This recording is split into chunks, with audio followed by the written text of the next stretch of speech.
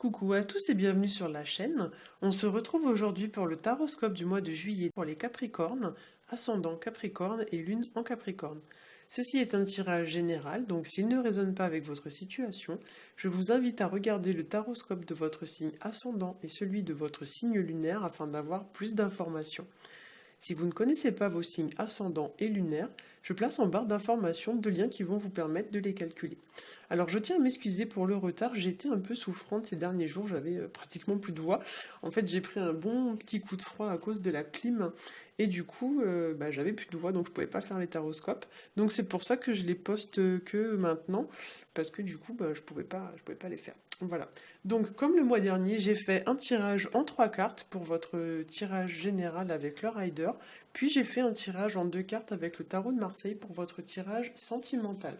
Donc on va commencer tout de suite avec le tirage général. J'ai tiré pour vous la carte de Tempérance accompagnée de la carte des amoureux et la carte de l'impératrice. Alors avec Tempérance, il y a une notion de paix, d'équilibre ou d'équité. Il y a l'idée d'économiser ou d'équilibrer une situation ou alors quelque chose. Ça peut être par exemple équilibrer du temps ou économiser du temps. Ça peut être équilibrer ses émotions, de l'énergie, etc., etc. Il y a l'idée un petit peu, voilà, de, comme on dit, ménager la chèvre et le chou, hein. Voilà. Donc c'est une carte qui nous invite à chercher à faire des compromis, à apaiser des tensions, à dialoguer ou à négocier plutôt qu'à chercher le conflit. C'est aussi une carte de prise de conscience qui demande à ce que votre situation soit prise en compte sur du long terme. Voilà, donc évaluer les conséquences sur du long terme. C'est une carte qui peut également signifier la guérison ou bien l'assainissement d'une situation, d'une relation, etc. D'autant qu'on a en deuxième carte la carte des amoureux qui, elle, va nous parler justement de relations. Donc peu importe le type, hein, ça peut être relation amoureuse, sentimentale. Ça peut aussi être une relation familiale, une relation avec un collègue de boulot. Ça peut être tout type de relation qui entraîne vous plus une autre personne finalement, hein. Voilà.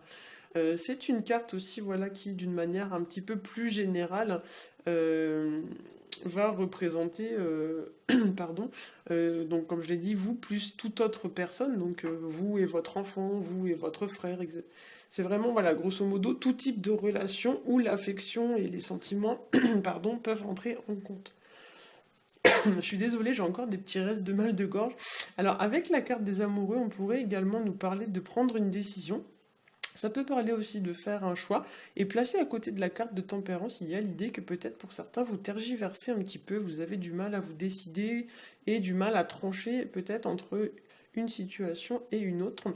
Et dans ce cadre-là, la carte de l'impératrice va vous demander ce mois-ci de vous montrer ferme et décidé et de passer à l'action au lieu de procrastiner et de tergiverser.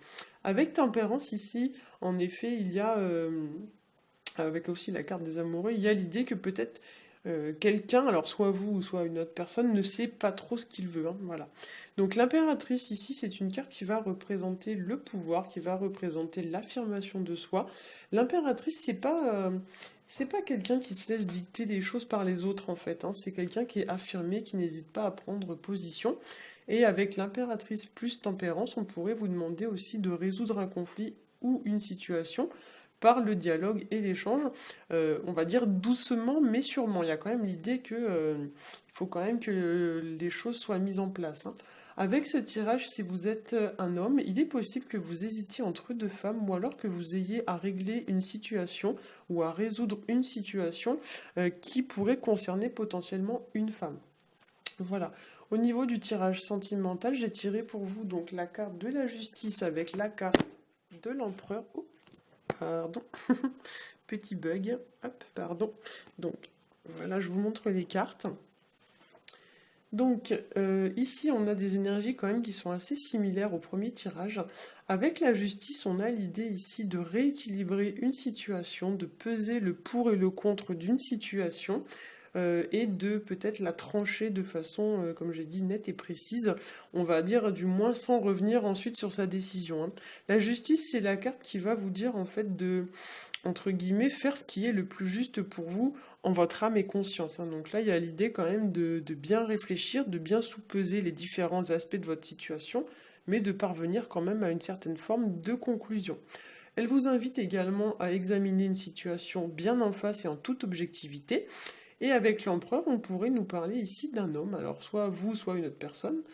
Et plus particulièrement avec l'empereur, on pourrait parler d'une personne de caractère avec des valeurs quand même assez familiales, assez positives. C'est quelqu'un qui construit, hein. L'empereur, c'est un homme stable qui construit.